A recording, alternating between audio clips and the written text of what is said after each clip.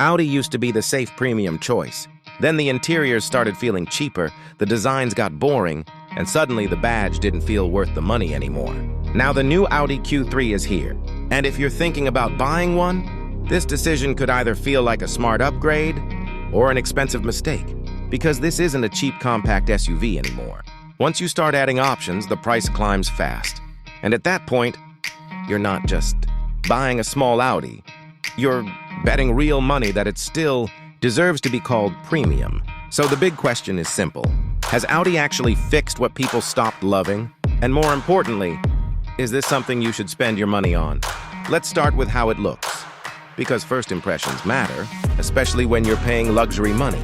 From the front and side, the new Q3 feels a bit anonymous. If you remove the badge, it could blend into a parking lot full of other SUVs. That matters if you're someone who wants their car to feel special every time they walk up to it. The higher trims with bigger wheels and sportier styling definitely help, but the base versions can look surprisingly plain. And when you're making monthly payments, that could start to bother you over time. But then you walk to the back, and suddenly it feels like an Audi again. The full-width light bar, the lighting animations, the attention to detail.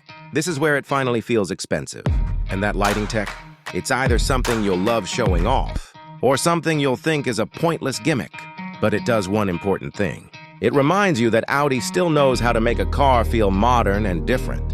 And that's a big deal if you're tired of cars that all look the same. Now here's where things get serious. Power.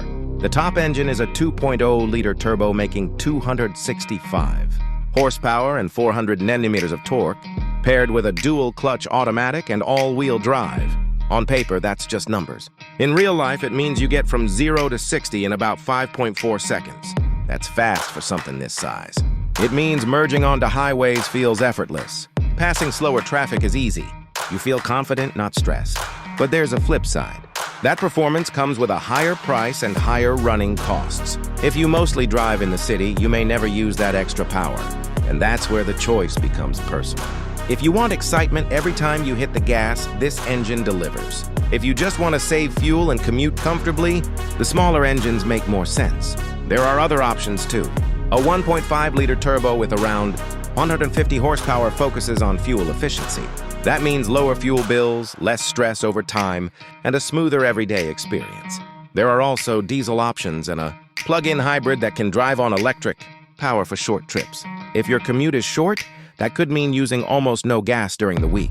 And this is where smart buyers separate themselves from emotional buyers. Inside is where Audi really needed to win people back. And honestly, this is the strongest part of the car. The dashboard feels solid. The materials feel soft where it matters. Buttons and controls feel tight and well built. If you spend a lot of time in your car, this is the stuff that makes ownership feel worth it years later. It feels like Audi remembered what made people fall in love with their interiors in the first place. But it's not perfect. Some of the lower plastics still feel cheap, especially in a car that can get expensive fast.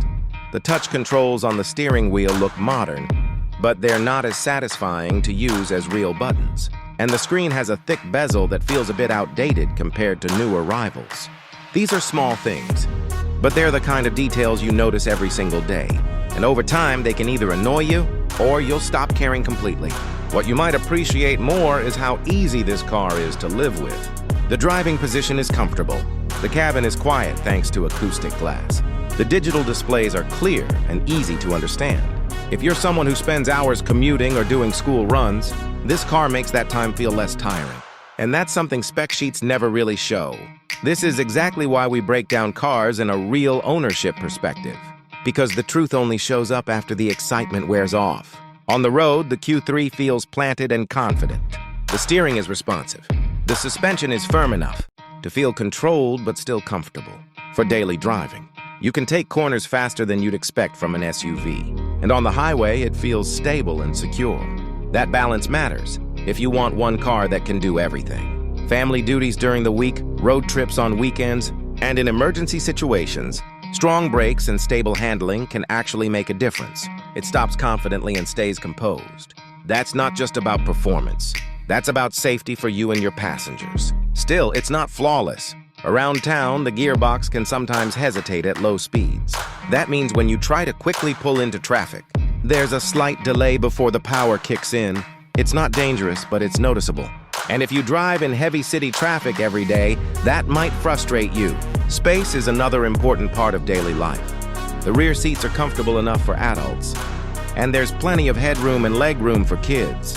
If you're loading in child seats, the higher seating position makes it easier on your back, and the sliding rear bench is surprisingly useful. Slide it back for more legroom, slide it forward for more cargo space. That flexibility can make a big difference on road trips or grocery runs. The trunk itself is practical, but technically smaller than the previous version. On paper, that sounds like a downgrade. In reality, it still holds a lot. And the adjustable floor and smart storage areas make it easier to use. So unless you regularly carry large loads, it probably won't feel like a problem. Visibility is good, which helps during parking and tight city driving. You sit higher than in a sedan so you can see over traffic. That makes daily driving feel less stressful, especially during busy mornings. There are a few small annoyances, though. Some useful features are optional instead of standard, which can be frustrating if you realize later that your car doesn't have them. The infotainment system can occasionally glitch, especially during long calls. And compared to some rivals, the turning circle isn't the best, which means tighter U-turns can take an extra move. None of these are deal breakers, but they are things you'll live with every day. So here's the reality. On paper, this car can feel expensive for its size. There are cheaper SUVs. There are bigger SUVs. There are even more powerful ones. But when you actually drive it and sit inside it, you start to understand what you're paying for. It feels solid. It feels refined. And it finally feels like an Audi again. If you want pure value, there are other choices. If you want more space, there are bigger options. But if you want a compact SUV that feels premium every time you get behind the wheel, this Q3 makes a strong case. Personally, the smaller engine makes the most financial sense for daily driving. Lower fuel costs, lower stress, still enough power. But the 265 horsepower version is the one that makes you smile. And sometimes that matters more than logic. Because at the end of the day, the best car isn't just the one that looks good on paper. It's the one you still enjoy owning years later.